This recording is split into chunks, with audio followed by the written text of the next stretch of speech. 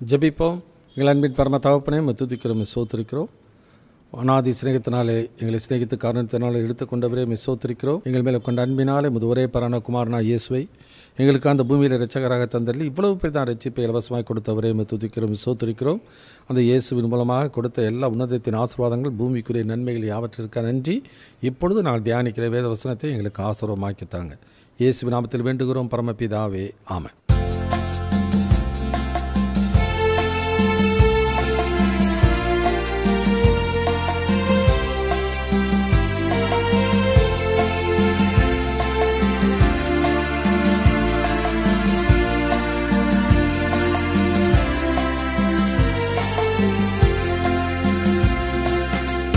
சித்தம் செய்திடவே எந்தனை தந்தேனையா, முற்றுமாய் அர்ப்பணித்தே ஏற்றென்றும் காத்திடுவே. முற்றுமாய் அர்ப்பணித்தே ஏற்றென்றும் காத்திடுவே. சித்தம் செய்திடவே என் ஜீவிய நாட்கள் யாவும் உந்தனின் பாதையில் சென்றிடவே. என் ஜீவிய நாட்கள் யாவும் உந்தனின் பாதையில் சென்றிடவே. உம்மோடு கிட்டி சேர்ந்திட என்னை முற்றுமாய் ஒப்படைத்தேன். உம்மோடு கிட்டி சேர்ந்திட என்னை முற்றுமாய் ஒப்படைத்தேன். திரு சித்தம் செய்திடவே இந்த பூமி சொந்தமல்ல, இயேசுவே எந்தனின் பங்கானீரே. இந்த பூமி சொந்தமல்ல, இயேசுவே எந்தனின் பங்கானீரே. பூலோகமாயை யாவையும் தள்ளி உந்தனின் பின் செல்லுவே. பூலோகமாயை யாவையும் தள்ளி உந்தனின் பின் செல்லுவே. திரு சித்தம் செய்திடவே எந்தனை தந்தேனையா, முற்றுமாய் அர்ப்பணித்தே ஏற்றென்றும் காத்திடுவே. முற்றுமாய் அர்ப்பணித்தே ஏற்றென்றும் காத்திடுவே. இந்த நாளிலும் கலாத்தியருக்கு நிருபம் 3ஆம் அதிகாரம் 15வது வசனத்திலிருந்து 29வது வசனம் வரைக்கும் நாம் வாசித்து நாம் தியானிப்போம். Galatian chapter 3 verse 15 to 29. இந்த பகுதியிலே நாம் பார்க்கும் பொழுது நியாயப்பிரமாணத்தினுடைய கிரிகளினாலே அடைய முடியாத ஒரு காரியத்தை இயேசுவின் மூலமாக மாத்திரம்தான் நாம் அடைய முடியும் என்பதை பவுலர் பக்தர் அந்த கலாத்திய சபை மக்களுக்கு சொல்லுகிறதை நாம் பார்க்கிறோம். இவர்கள் என்ன பண்ணுகிறாங்க? இவர்கள் விரும்புகிற ஒரு காரியம் அதை கிரிகையின் மூலமாக அடைய முடியும் என்று சொல்லி அந்த யூத பின்னணியிலிருந்து வந்த அந்த விசுவாசிகள் கூறின பொழுது, விசுவாசத்தினாலே பெற்றிருந்த அந்த நன்மைகளை அவர்கள் அறியாமல் உணராமல் அதை கிரிகைகளினாலே அடைய முயற்சித்தபடியினாலே அவர்களை சத்தியத்துக்கு அவர்கள் விலகி போகிற ஒரு சூழ்நிலை வந்தது. எனவே பவுல் பக்தன் இந்த நிருபத்தை எழுதும் பொழுது ஆண்டவருடைய ஆசீர்வாதங்கள், ஆண்டவருடைய அந்த உரிமைகள், சுதந்திரம், சுயாதீனம் எல்லாம் இயேசுவின் மூலமாக நமக்கு இலவசமாக கிடைக்கிறது. விசுவாசத்தினாலே கிடைக்கிறது, கிருபையினாலே கிடைக்கிறது. அது கிரிகைகளினாலே நியாயப்பிரமாண சட்டத்திட்டங்களை கடைபிடிப்பதனால் அல்ல என்பதை அவர்களுக்கு தெளிவாக அவர் வெளிப்படுத்துகிறதை பார்க்கிறோம். ஆனால் இந்த பகுதியில் டிஸ்டிங்க்ட் எக்ஸ்பிளனேஷன், தெளிவான ஒரு விளக்கம் என்பதை குறித்து நான் பார்க்கிறோம். முதல் பகுதியிலே நான் பார்க்கும் பொழுது 3ஆம் அதிகாரம் 21-22 வசனத்தை வாசித்து நான் தியானிப்போம். Galatian chapter 3 verse 21-22. அதில் வாசிக்கும் போது லா நெவர் கிவ்ஸ் இன்ஹெரிட்டன்ஸ், நியாயப்பிரமாணம் சுதந்திரத்தை கொடுக்க மாட்டாது என்பதை குறித்து நாம் பார்க்கின்றோம். அதை வாசிக்க கேட்போம். அதன் பின்னதாக அதனுடைய கருப்பொருளை நாம் உணர்ந்து கொள்வோம். அப்படியானால் நியாயப்பிரமாணம் தேவனுடைய வாக்குத்தத்தங்களுக்கு விரோதமா? அல்லவே. உயிரை கொடுக்கத்தக்க நியாயப்பிரமாணம் அருளப்பட்டிருந்ததானால் நீதியானது நியாயப்பிரமாணத்தினால் உண்டாயிருக்குமே. அப்படி இராதபடியால் இயேசு கிறிஸ்துவை பற்றும் விசுவாசத்தினாலே பலிக்கிற வாக்குத்தத்தம் விசுவாசம் உள்ளவர்களுக்கு அளிக்கப்படும்படி வேதம் எல்லாரையும் ஏகமாய் பாவத்தின் கீழ் அடைத்து போட்டது. கர்த்தருக்கு மகிமை உண்டாகட்டும். லா நெவர் கிவ்ஸ் இன்ஹெரிட்டன்ஸ். நியாயப்பிரமாணம் ஒரு மனிதனுக்கு சுதந்திரத்தை கொடுக்காது. 4 காரியங்களை இந்த பகுதியில் நான் பார்க்கிறோம். லா கன்விக்ஸ் பட் நெவர் சேவ்ஸ். நியாயப்பிரமானது ஒருத்தனை குற்றப்படுத்தும் ஒழிய அவனை ரட்சிப்பது இல்லை. 2வது, லா is not contrary to the promise. அதாவது ஆபிரகாமுக்கு கொடுத்த வாக்குத்தத்தத்தை இது ஒருபோதும் மாற்றப் போகிறது இல்லை. எனவே இதுக்கும் ஒருபோதும் கொடுக்க வாக்குத்தத்தம் ஒருபோதும் மாறப்போகிறது இல்லை என்பதை 2வது அவர் கூறுகிறதை பார்க்கிறோம். 3வது, லா டஸ் நாட் கிவ் லைஃப். நியாய பிரமாணமானது ஒரு மனிதனுடைய ஆத்மாவுக்கு ஒருபோதும் அது ஜீவனை கொடுப்பது அல்ல என்பதை குறித்து அவர் தெளிவாக சொல்லுகிறார். 4வது காரியம், law made all prisoners of sin. நியாயப்பிரமானது எல்லா மக்களையும், இந்த உலகத்தில் இருக்க எல்லா மக்களையும் பாவத்திற்கு கீழாக சிறைப்படுத்தி விடுகிறது என்பதை தான் இங்கு அவர் தெளிவாக கூறுகிறதை நான் பார்க்க. முதல் காரியம், லா கன்விக்ஸ் பட் நெவர் சேவ்ஸ். ஒரு மனிதனை நியாயப்பிரமாண குற்றப்படுத்துமே ஒழிய ஒருபோதும் அவனை ரட்சிப்பது இல்லை. ஏனெனில் ஆதாம் மூலமாக இந்த உலகத்திலே பாவம் வந்தது போல ஆதாமிலிருந்து மோசே வரைக்கும் மரணமானது அவர்களை ஆண்டு கொண்டது என்று சொல்லி நான் பார்க்கிறோம். மரணமும் பாவமும் மரணமும் ஆண்டு கொண்டது மாத்திரமல்ல, அவர்கள் விடுதலை ஆக வேண்டும் என்று சொல்லி அவர்கள் எவ்வளவுதான் முயற்சித்தாலும் அவர்கள் நன்மை செய்ய வேண்டும் என்கிற விருப்பம் அவர்களுக்குள்ளே இருக்கிறது. ஆனால் நன்மை செய்வதோ அவர்களிடத்தில் இருக்கல. ஏனால் ரோமர் 7 சொல்லுவேன், ஏனெனில் அவர்களுக்குள்ளே வாசமாக இருக்கிற பாவம், அந்த பாவ சுவாபங்கள், அவர் குற்றம் உண்டு என்று சொல்கிற அவர் மனசாட்சி, இவர்களின் நிமித்தமாய் அவர்களுக்கு விடுதலை கிடைக்காத ஒரு நிலைமையிலே அவர்கள் இருக்கிறதை நாம் பார்க்கின்றோம். ஆகினால தான் ரோமர் 7 சொல்லும்பொழுது, நிர்பந்தமான மனிதன் நான், இந்த பாவ மாம்ச சரீரத்திலிருந்து யார் என்னை விடுதலை செய்யக்கூடும் என்று சொல்லும் பொழுது தான் அந்த 8ஆம் அதிகாரத்தில் ரோமரில் முதல் 3 வசனத்தில் இப்படி வாசிக்கிறோம். ரோமர் சாப்டர் 8 verses 1-3. ஆனபடியால் கிறிஸ்து இயேசுவுக்குட்பட்டவர்களாயிருந்து மாம்சத்தின்படி நடவாமல் ஆவியின்படியே நடக்கிறவர்களுக்கு ஆக்கினை தீர்ப்பில்லை. கிறிஸ்து இயேசுவினாலே ஜீவனுடைய ஆவியின் பிரமாணம் என்னை பாவம் மரணம் என்பவைகளின் பிரமாணத்தினின்று விடுதலையாக்கிற்றே. அது எப்படியெனில், மாம்சத்தினாலே பலவீனமாயிருந்த நியாயப்பிரமாணம் செய்யக்கூடாததை தேவனே செய்யும்படிக்கு தம்முடைய குமாரனை பாவ மாம்சத்தின் சாயலாகவும் பாவத்தை போக்கும் பலியாகவும் அனுப்பி மாம்சத்திலே பாவத்தை ஆக்கினைக்குள்ளாக தீர்த்தார். கர்த்தருக்கு மகிமை உண்டாகட்டும். எனவே நியாயப்பிரமாணம் கொடுக்க முடியாத ஒரு விடுதலையை ஆண்டவராய் இயேசுனுடைய பாடு மரணத்தின் மூலமாய் மனிதனுக்கு அந்த விடுதலையை ஆண்டவர் கொடுக்கிறார். ஆனால் நியாயப்பிரமாணம் என்ன செய்யுமா, ஒருவனை குற்றதான் படுத்தும். அதாவது 7ஆம் அதிகாரத்தில் சொல்லும்போது தான் சொல்கிறார், இச்சையாதிருப்பாயாக என்று நியாயப்பிரமாணம் சொன்ன உடனே அது இச்சை பாவம் என்கிற ஒரு நிலைமை வந்துவிட்டது. கொலை செய்யாதிருப்பாக என்று சொல்லும் பொழுது அந்த கொலை செய்கிறதை குறித்து ஆண்டவர் என்ன பண்ணுறார், அவனுடைய வாழ்க்கை அது பாவம் என்கிற ஒரு நிலை அவர்களுக்கு வருகிறதை நான் பார்க்கின்றோம். அதுபோல் ஒவ்வொரு பிரமாணமும் என்ன பண்ணுகிறது, அந்த பாவம் உயிர் பெறுவதற்கு காரணமாகிறது. எனவே இவர்கள் பாவம் செய்த உடனே என்ன பண்ணுறாங்க, பழைய ஏற்பாட்டில் நியாயப்பிரமாணத்தில் ஒரு தவறு செய்து விட்டால், அவன் பாவம் செய்து விட்டால் அதற்கு இந்த பழியை செலுத்தணும் என்று சொன்னோடனே பழியை செலுத்தி விடுகிறார்கள். ஆனால் அந்த உள்ளத்திலே அவனுக்கு இருக்கிற அந்த பாவ நிலையிலிருந்து, பாவத்தின் அடிமைத்தனத்திலிருந்து ஒருபோதும் அவனை விடுவிக்கிறதில்லை. அந்த குற்ற உணர்வு அவனுக்குள்ளே இருக்குது. அதுதான் ஆண்டவராக இயேசு கிறிஸ்து மலைப்பிரசங்கத்தில் அவர்கள் சொல்லும் பொழுது என்ன சொல்கிறார், கொலை செய்யாதிருப்பாயாக என்று பூர்வத்திலே உங்களுக்கு உரைக்கப்பட்டது நானும் உங்களுக்கு சொல்கிறேன், ஒருவனை சகோதரனை பகைத்தாலே அவன் மனுஷ கொலை பாதகனாக இருக்கிறான் என்று சொல்கிறார்.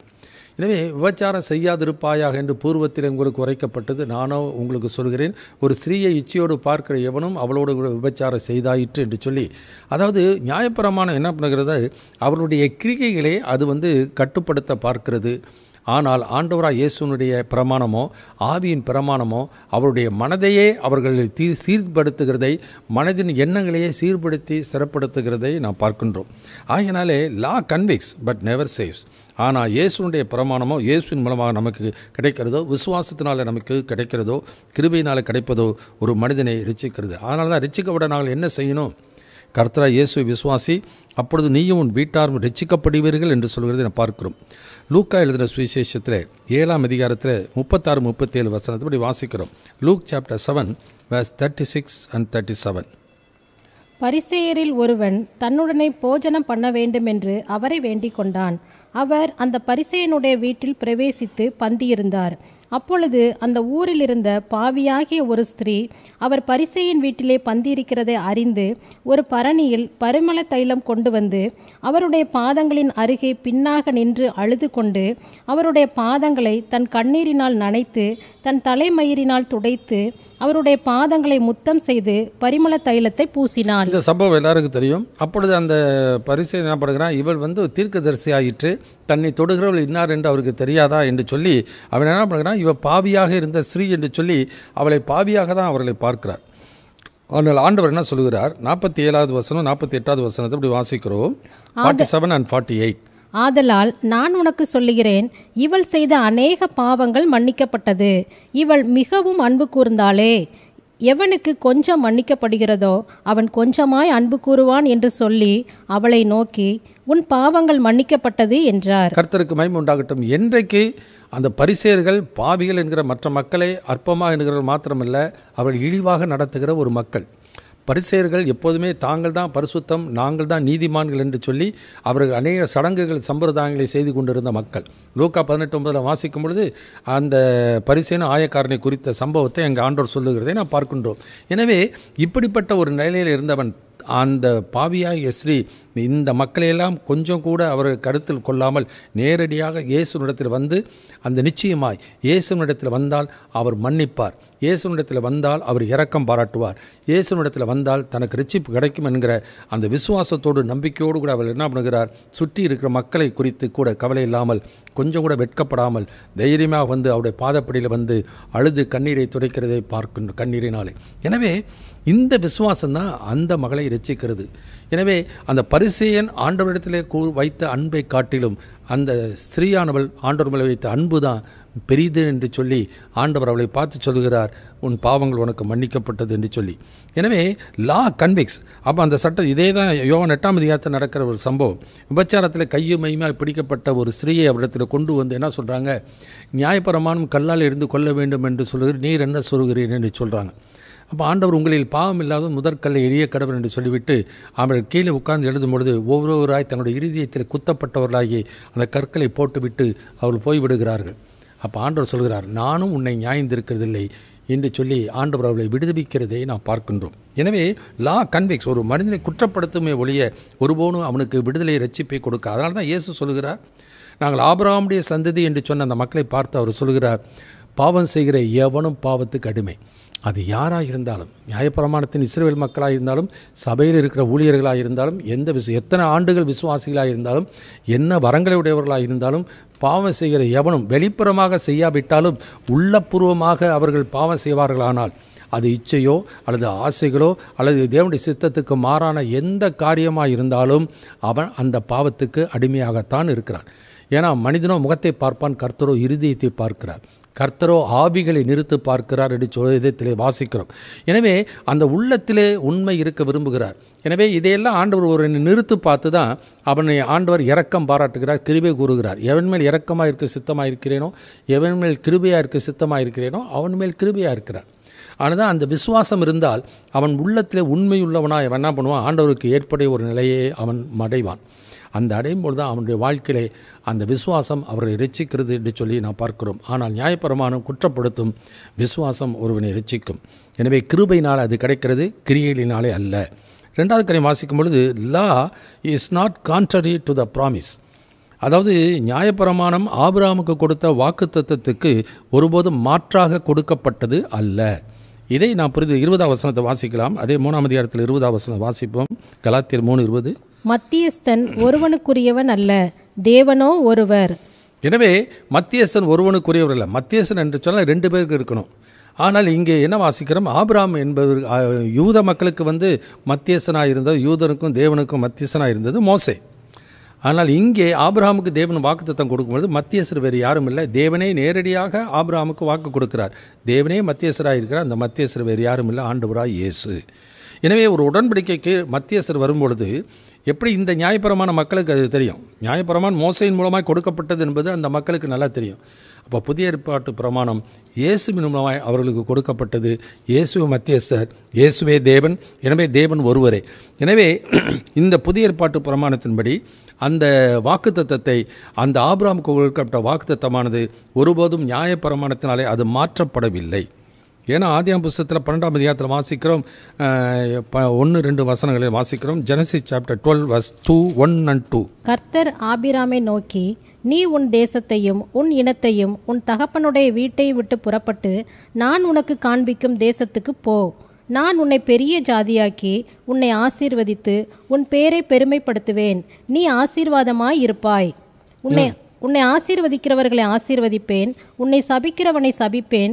பூமியில் உள்ள வம்சங்கள் எல்லாம் உனக்குள் ஆசீர்வதிக்கப்படும். எனவே அவனுடைய சந்ததியாகிய யூத மக்களை மாத்திரமல்ல, புறவினத்தார் யாவரையும், சந்ததிகள் எல்லாரும் ஆசீர்வதிக்கப்படுவாங்க என்று சொல்லி அங்கே சொல்லுகிறதை நாம் பார்க்கின்றோம். அதனால தான் 15ஆம் அதிகாரத்தில் ஆண்டவர் என்ன பண்ணுகிறார், 18 21 வசனம் வரைக்கும் வாசிக்கும் போது ஆண்டவர் அந்த வாக்குத்தத்தமான தேசத்தை அவர்களுக்கு தருவேன் என்று சொல்லி 400 வருடங்களுக்கு பின்னதாக அந்த தேசத்தை சுதந்திரித்து கொள்வார் என்று சொல்லி ஆண்டவர் அந்த ஆபிரகாமோடு கூட ஒரு உடன்படிக்கை பண்ணுகிறார்.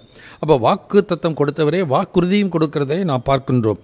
அதனால தான் 17ஆம் அதிகாரத்தில் வாசிக்கும் போது அந்த ஆண்டவர் நீ அநேக ஜாதிகளுக்கு தகப்பனாய் இருப்பாய் என்று சொல்லி ஆபிராம் என்ற பெயரை மாற்றி ஆபிரகாம் என்று சொல்லி அவனை பல ஜாதிகளுக்கு பிதா, அதாவது விசுவாசிகளுக்கு தகப்பன் என்கிற நிலைமையிலே கர்த்தர் அவனை ஆசீர்வதிக்கிறார்.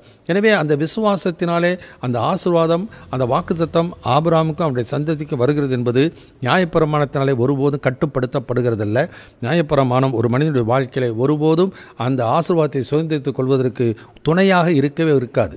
அதனால தான் இந்த கலாத்திய சபையில் என்ன பண்ணிட்டாங்க, நீங்கள் இயேசு விசுவாசத்தை ஏற்றுக்கொண்டாலும் நியாயப்பிரமாணத்தின் சட்டத்திட்டங்களை அது விசேஷமாய் விருத்தேசனம் பண்ணிட்டீங்கன்னாக்கா அது என்ன பண்ணணும், அது நமக்கு துணை செய்யும். அதாவது ஆடடு என்று சொல்லுவாங்க, அதாவது இன்னும் கூட்டி சில காரியங்களை கூட்டுகிறது. ஆனால் ஆண்டவருடைய வார்த்தையோடு கூட ஒரு வார்த்தையை கூட்டினால் வாதையை கூட்டுவேன்னு சொல்கிறார். ஒரு வார்த்தையை எடுத்தால் அவனிடத்திலிருந்து ஜீவ புஸ்தகத்தின் பெயரை கிறுக்கி போடுவேன் என்று சொல்கிறார்.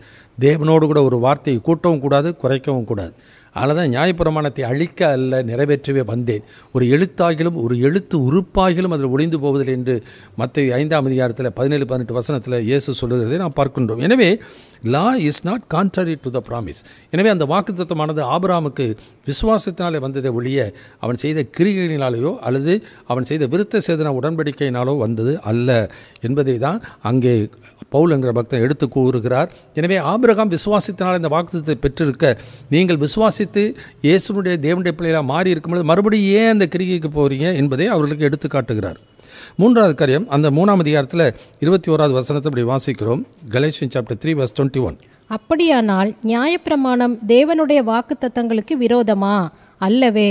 உயிரை கொடுக்கத்தக்க நியாயப்பிரமாணம் அருளப்பட்டிருந்ததானால் நீதியானது நியாயப்பிரமாணத்தினால் உண்டாயிருக்குமே. கர்த்தருக்கு ஸ்தோத்திரம். லா டஸ் நாட் கிவ் லைஃப். ஒருபோதும் நியாயப்பிரமானது ஒரு மனிதனுடைய ஆத்மாவுக்கு ஒருபோதும் உயிரை கொடுக்கக்கூடாது. ஏன்னா நியாயப்பிரமாணம் உயிரை எடுக்கக்கூடியது.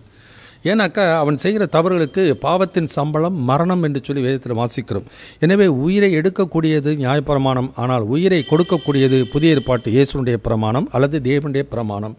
தேவனுடைய பிரமாணம் விசுவாச பிரமாணம், அது ஆவியின் பிரமாணம் என்று சொல்லி நாம் வேதத்தில் நாம் வாசிக்கிறோம்.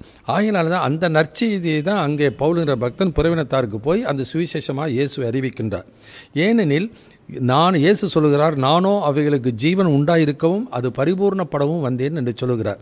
எனவே நியாயப்பிரமாணம் ஒரு மனிதனுக்கு ஆக்கினை தீர்ப்பு கொண்டு வருகிறது.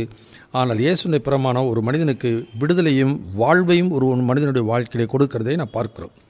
அதனால் 1 யோவான் 5:12 வாசிக்கிறோம், குமாரனை உடையவன் ஜீவனை உடையவன், தேவனுடைய குமாரன் இல்லாதவன் ஜீவன் இல்லாதவன். ஆகினால் தான் இயேசு அந்த யூத மக்களிடத்தில் அவர் தேவனுடைய வார்த்தைகளை பகிர்ந்து கொள்ளும் பொழுது சொல்கிற வார்த்தை யோவான் 5:24 இப்படி வாசிக்கிறோம். John chapter 5 verse 24. என் வசனத்தை கேட்டு என்னை அனுப்பினவரை விசுவாசிக்கிறவனுக்கு நித்திய ஜீவன் உண்டு. அவன் ஆக்கினை தீர்ப்புக்குட்படாமல் மரணத்தை விட்டு நீங்கி ஜீவனுக்குட்பட்டிருக்கிறான் என்று மெய்யாகவே மெய்யாகவே உங்களுக்கு சொல்லுகிறேன். எனவே ஆண்டவர் இந்த வார்த்தையை சொல்ல காரணம், அவனுடைய வார்த்தையானதை யார் விசுவாசிக்கிறானோ அவனுக்கு முடிவில்லாத வாழ்வு உண்டு, நித்திய ஜீவன். அவனுக்கு ஆக்கினை தீர்ப்பு இல்லை. நியாயப்பிரமாணம் அவனை ஆக்கினை தீர்ப்பு, ஒரு பாவியை அவனை குற்றப்படுத்தி ஆக்கினை தீர்ப்புக்குள்ளே கொண்டு போகும். ஆனால் இயேசுவினுடைய வார்த்தைகளை யார் விசுவாசிக்கிறானோ அவனுக்கு ஆக்கினை தீர்ப்பு கிடையாது. அதுதான் யோவான் 3 சொல்கிறார், அவரை விசுவாசிக்கிறவன் எவனோ அவன் ஆக்கினைக்குள்ளாக தீர்க்கப்படுவது இல்லை. அதனால் விசுவாசத்தினால தான் ஒருவனுடைய வாழ்க்கையில் அந்த ரட்சிப்பு அவனுக்கு வருகிறது, ஆக்கினை தீர்ப்பிலிருந்து அவனுக்கு விடுதலை கிடைக்கிறது. அது மாத்திரமல்ல, அந்த இயேசுவின் மூலமாக அவனுக்கு வாழ்வு கிடைக்கிறது. அதனால தான் ரோமரில் சொல்கிறார், விருத்த சேதமுள்ள விசுவாசத்தினாலும் விருத்த சேதம் இல்லாத விசுவாசத்தின் மூலமாயும் ரட்சிக்கிற தேவன் ஒருவரே என்று சொல்லி அந்த ரோமர் 3ஆம் அதிகாரத்தை கடைசி 3 வசனத்தில் வாசிக்கிறார். ஏன்னா தேவன் யூதர்களுக்கு மாத்திரமா தேவன், புறஜாதிகளுக்கும் தேவன் தான். எல்லா மக்களையும் படைத்தவர் அவர் தான். எல்லா மக்களுக்காக பாடுபட்டவர் அவர் தான்.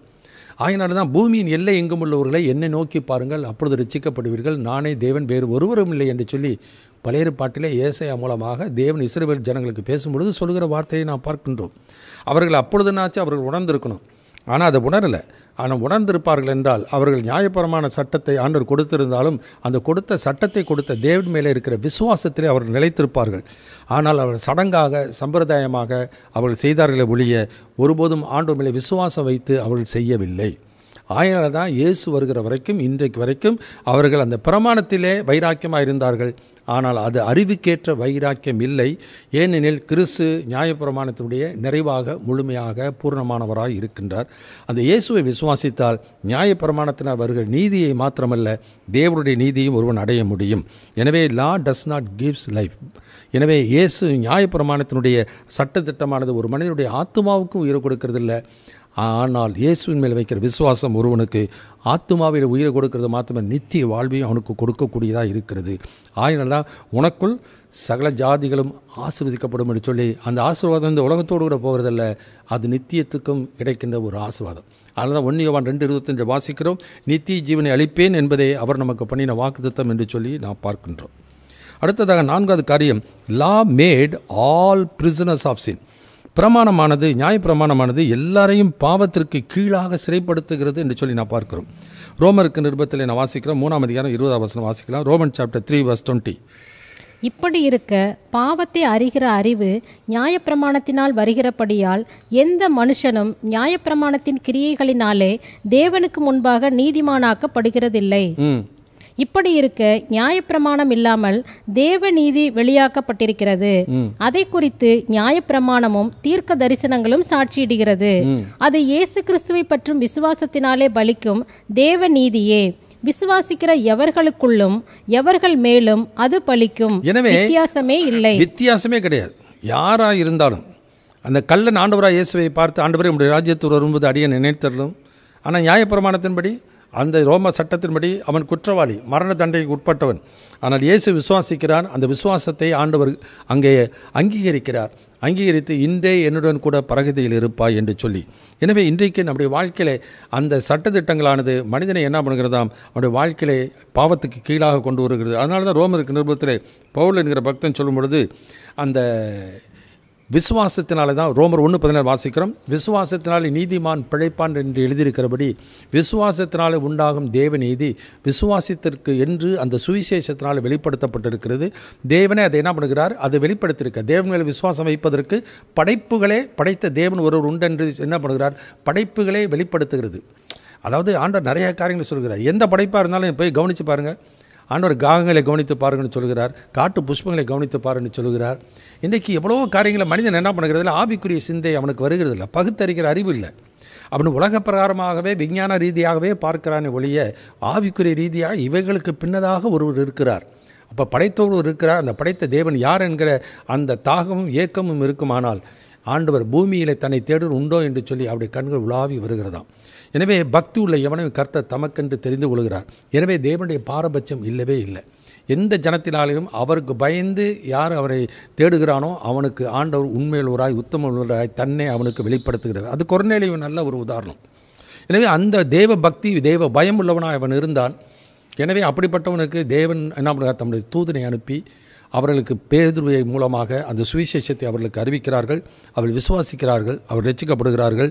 எனவே எல்லா பாவத்தின் அடிமைத்தனத்தில் இருந்த ஒரு மனிதனுக்கு விடுதலையானது நியாயப்பிரமாணத்தினால் வருகிறதில்லை. அதான் அப்போஸ்தலர் 10:43 வாசிக்கும் பொழுது, அவர் நாமத்தில் விசுவாசம் எவர்களோ அவர்கள் எல்லாரும் பாவ மன்னிப்பை பெறுவார்கள் என்று தீர்க்கதரிசிகள் எல்லாரும் அவரை குறித்தே இயேசுவை குறித்தே சாட்சி கொடுக்கிறார்னு சொல்லி கூறுகிறதை நான் பார்க்கிறோம். அதே 11ஆம் அதிகாரத்தில் 32வது வசனத்தில் வாசிக்கும் பொழுது இப்படி வாசிக்கிறோம். ரோமர் சாப்டர் 11 verse 32.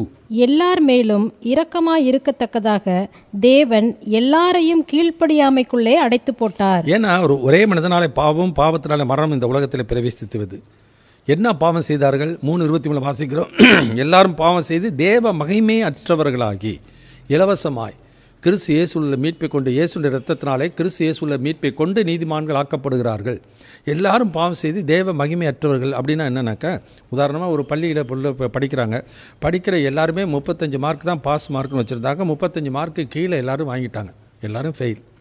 இப்போ என்ன பண்ணுறாங்க, அந்த பிள்ளைகளில் 34-35 மார்க் வாங்கினா 33 மார்க் வாங்கினவங்க போய் என்ன பண்ணுவாங்க, அந்த டீச்சர் இடத்துல போய், அந்த வாத்தியார் இடத்துல போய் என்ன பண்ணுவாங்க, தயவுசெய்து எப்படியாச்சும் என்னை வந்து பாஸ் பண்ண வைங்க, கொஞ்சம் இரக்கம் பாராட்டுங்க, கொஞ்சம் தயவு கூறுங்க அப்படின்னு சொல்லி கெஞ்சும் பொழுது அந்த டீச்சர் மனது வைத்தால், அந்த வாத்தியார் மனது வைத்தால் 1-2 மார்க்கு கூட போட்டு என்ன பண்ணுறாங்க, அவளை பாஸ் பண்ண வைக்கிறாங்க. அவங்களுக்கு உடனே நான் பாஸ் பண்ணிட்டேன்னு என்ற சந்தோஷம். இப்போ அந்த மார்க்குக்கு பேர் என்ன சொல்லுவாங்க, அதுக்கு மார்க்கு சொல்லுவாங்க கிரேஸ் மார்க் அப்படின்னு சொல்லுவாங்க. அதாவது அவர்கள் அந்த மார்க்கை எழுதி வாங்கலை, அந்த மதிப்பெண்ணை அவர்கள் எழுதி வாங்கலை, அந்த உபாத்தியாயர் அந்த டீச்சருடைய கண்களை தயவு கிடைத்த அப்படின்னாலே இரக்கம் பாராட்டி அந்த எக்ஸ்ட்ரா மார்க்கை, அந்த கிரேஸ் மார்க்கை போடுறாங்க, அது பாஸ் பண்ணுறாங்க. இப்போ அதே மார்க்கை வந்து ஒரு 5 மார்க் வாங்கியிருக்கிற வந்து தயவுசெய்து டீச்சர் எனக்கு அந்த மார்க் போடுங்க, பாஸ் பண்ண வைங்க, நான் போடா அப்படின்னு தான் தள்ளி விடுவாங்க.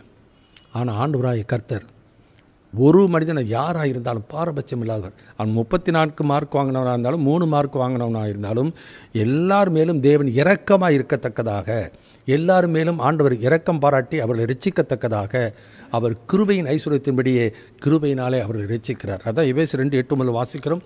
கிருபையினாலே விசுவாசத்தை கொண்டு ரட்சிக்கப்பட்டீர்கள், இது உங்களால் உண்டானதல்ல, தேவனுடைய ஈவு, ஒருவரும் பெருமை பாராட்டாதபடிக்கு இது கிரிகளினாலே உண்டாகாமல் கிருபையினாலே உண்டாயிற்று. So law made all prisoners of சின்.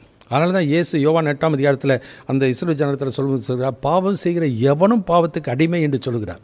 எனவே இவங்க என்ன பண்ணுறாங்க, தங்களுடைய கொள்கைகளை கடைபிடித்து விட்டால் அது ஆண்டவர் அங்கீகரிப்பார் என்று சொல்லி சில சட்டத்திட்டங்களை கடைபிடித்து திருப்தி அடைகிற மக்களை அந்த நாட்களில் மாத்திரமல்ல இந்த நாட்களிலும் பார்க்கின்றோம். ஆனால் சடங்கு சம்பிரதாயங்களை செய்து விடுகிறதுனாலே ஆண்டவர் அங்கீகரிப்பார் என்கிற எண்ணமானது தவறானது. எனவே எப்படி நியாயப்பிரமாணத்தின் கொள்கையை கடைபிடித்து விட்டால் தேவனுக்கு ஏற்புடையவர்களாய் மாறிவிடும் என்று இஸ்ரவேலர்கள் நினைத்து ஏமாந்தார்களோ, அதே போல் இந்த நாட்களிலும் மனிதனுடைய கல்கைகளை, அதனால தான் இயேசு சொல்கிறார், மனிதனுடைய கற்பனைகளை உபதேசங்களாக போதித்து வீணா எனக்கு ஆராதனை செய்கிறார்கள். மார்க் எழுதின சுவிசேஷத்தில் 7ஆம் அதிகாரத்தில் 13-14 வசனத்தில் இப்படி இயேசு கூறுகிறதை நான் பார்க்கிறோம். Mark chapter 7 verse 13 and 14. நீங்கள் போதித்த உங்கள் பாரம்பரியத்தினால் தேவ வசனத்தை அவமாக்குகிறீர்கள், இது போலவே நீங்கள் மற்றும் அநேக காரியங்களையும் செய்கிறீர்கள் என்று சொன்னார். பின்பு அவர் ஜனங்கள் எல்லாரையும் வரவழைத்து அவர்களை நோக்கி, நீங்கள் எல்லாரும் எனக்கு செவி கொடுத்து உணருங்கள். எனவே ஆண்டவருக்கு செவி கொடுத்து உணர வேண்டியது அவசியம். பாவம் செய்கிற எவனும்னாக்க அவனுடைய பின்னணியெல்லாம் பார்க்கக்கூடாது.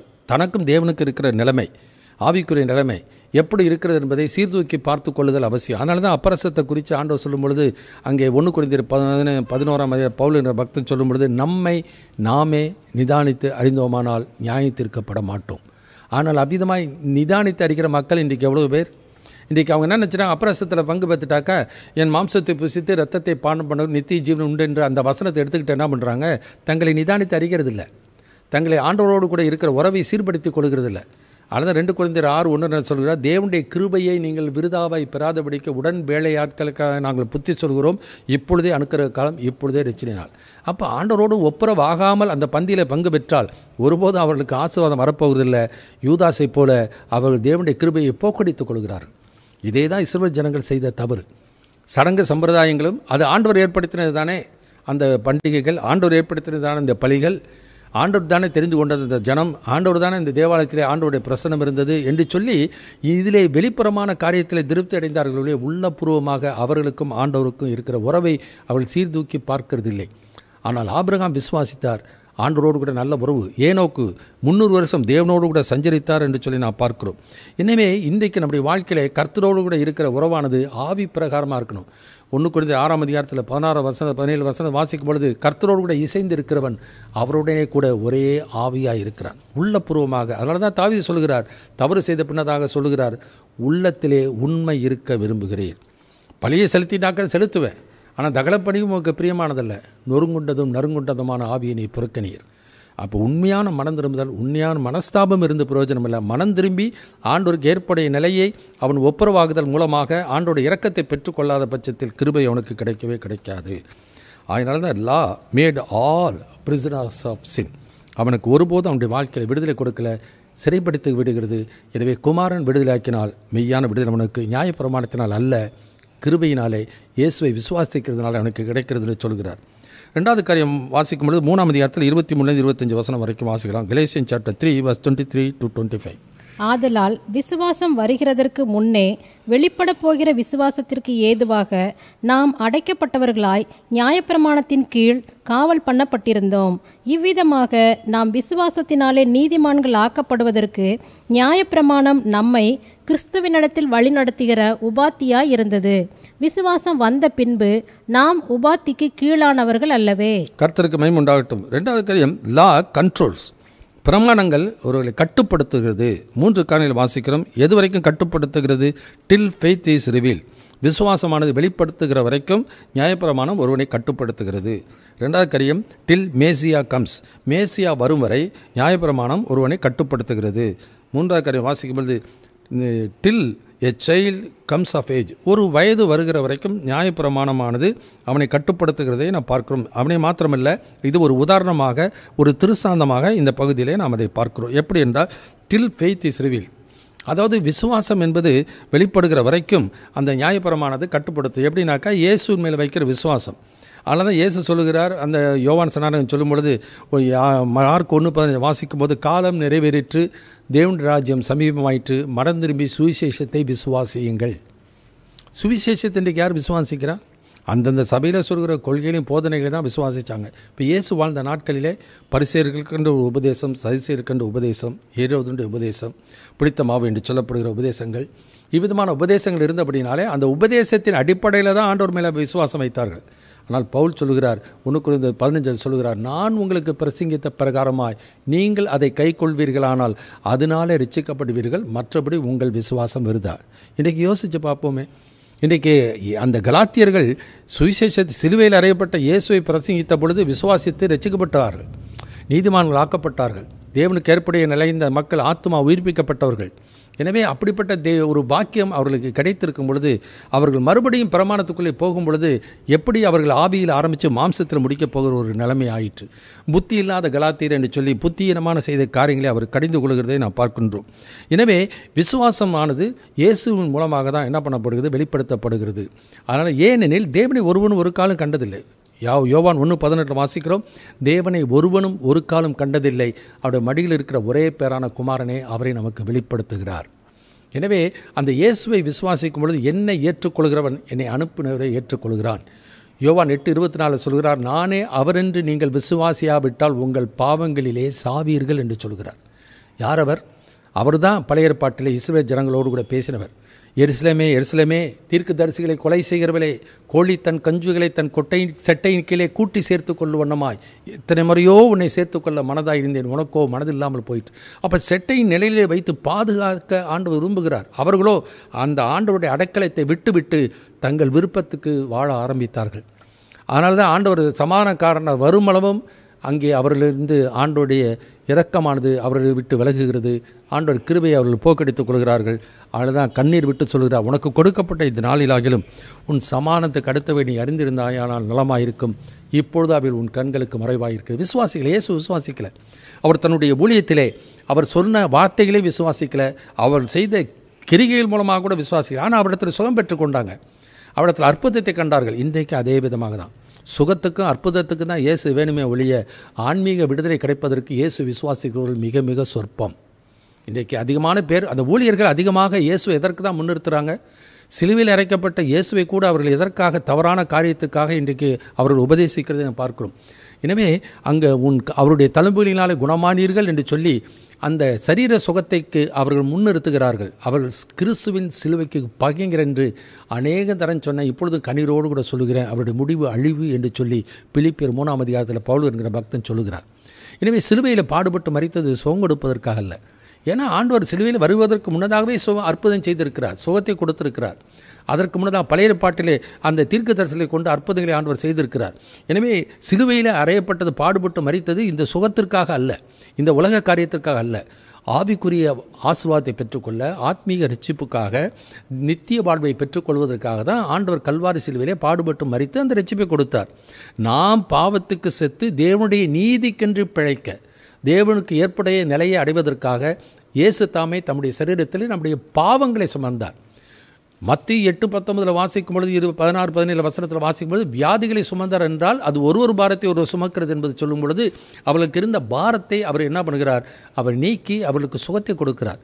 அதே 8ஆம் அதிகாரத்தில் தான் 100க்கு அதிபதியை குறித்து சொல்லும் பொழுது அந்த விசுவாசம் இஸ்ரவேலர்களுக்குள்ளும் இல்லையே, இன்றைக்கு சபைக்குள்ளும் சபை மக்களுக்குள்ளும் எப்படிப்பட்ட விசுவாசம் இல்லையே. உலகத்துக்காக தானே, அழிந்து போகிற காரியத்திற்காக தானே இயேசு மேலே நம்பிக்கை வைக்கிறார்கள். அப்படிப்பட்ட விசுவாசத்தை தேவன் நன்றாக அறிந்திருக்கிறார். அந்த விசுவாசம் ஒருபோதும் தேவனை பிரியப்படுத்தாது.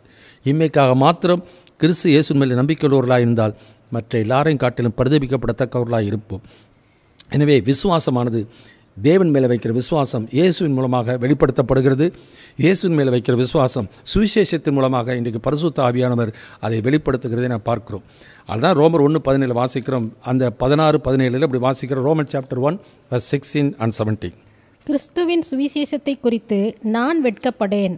முன்பு யூதரிலும் பின்பு கிரேக்கரிலும் விசுவாசிக்கிறவன் எவனோ அவனுக்கு ரட்சிப்பு உண்டாவதற்கு அது தேவபலனாயிருக்கிறது.